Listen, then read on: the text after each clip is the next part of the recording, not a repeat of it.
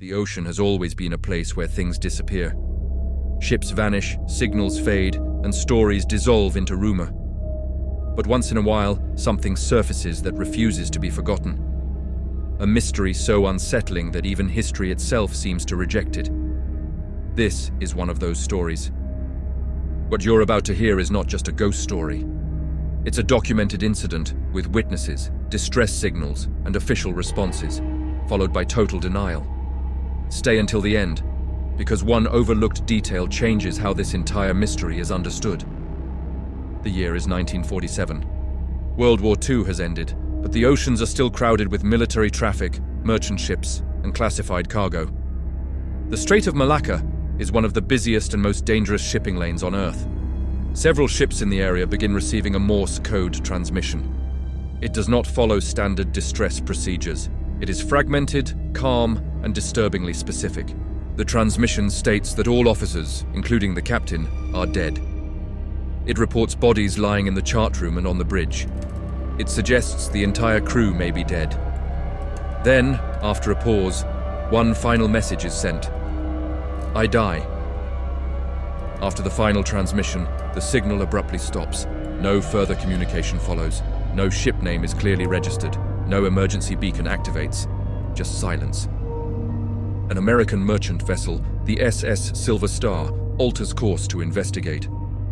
At the time, responding to unidentified distress calls was common practice, especially in post-war waters filled with unaccounted ships. Hours later, the Silver Star encounters a drifting vessel. It appears intact. No smoke, no damage, no signs of struggle.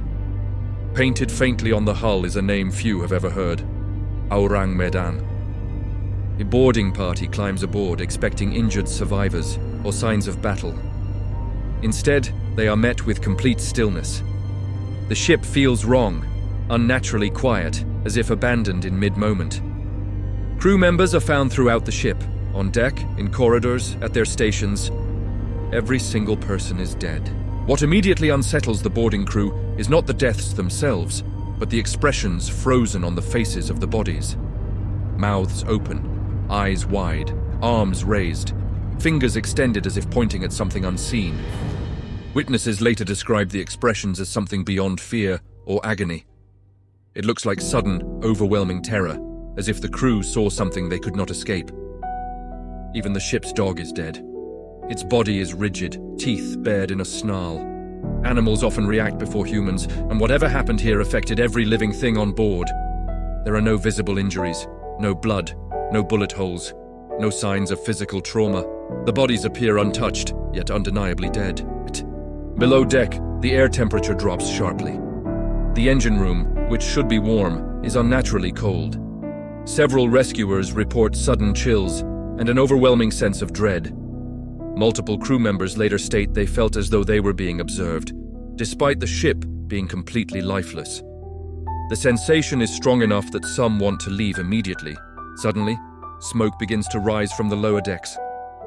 A fire breaks out for no clear reason.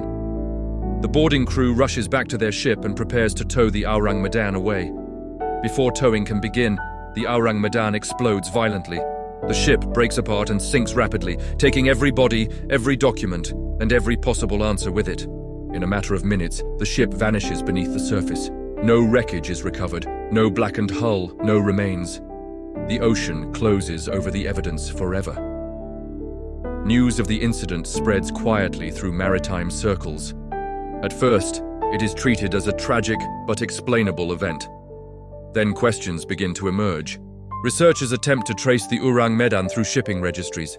They find nothing: no port departure records, no arrival logs, no official ownership documents.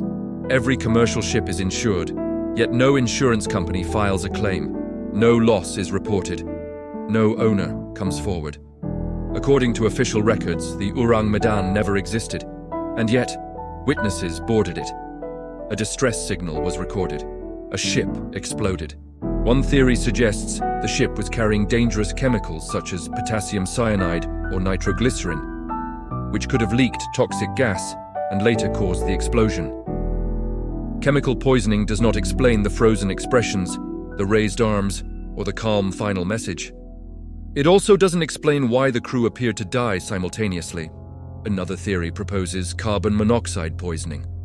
But carbon monoxide typically causes drowsiness and unconsciousness, not extreme terror frozen on the face.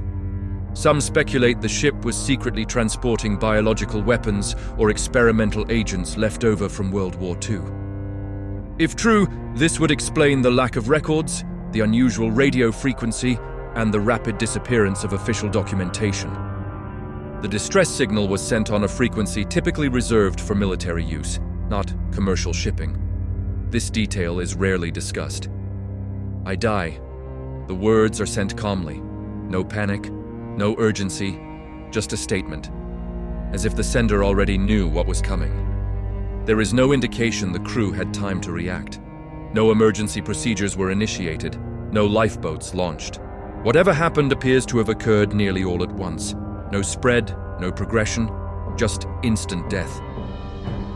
Some believe the ship encountered something not chemical, biological, or mechanical, something unknown. Rare natural phenomena, such as electromagnetic anomalies, have been suggested. These could theoretically disrupt the nervous system instantly. Even these theories fail to explain the expressions, the dog's reaction, and the total erasure of the ship from history. Over time, official mentions of the incident fade. Later references label it a hoax or urban legend.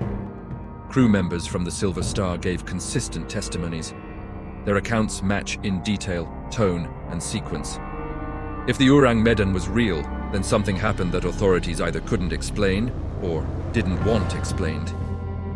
There is one detail that receives almost no attention. According to witness accounts, the ship's clocks were still running when boarded, but all were stopped at the exact same time. This suggests whatever happened did not unfold gradually. It happened in one instant. No one ran, no one hid, no one fought. There was no time. This wasn't something that leaked, spread, or escalated. It arrived and then it was over. If something exists that can kill instantly, silently, and leave no physical trace, would it ever be admitted? Perhaps the Ourang Medan wasn't meant to be remembered. Perhaps the message wasn't a call for help, but a warning.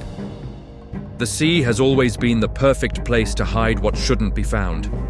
If the ship never existed, then what sent the signal? And who sent the final message?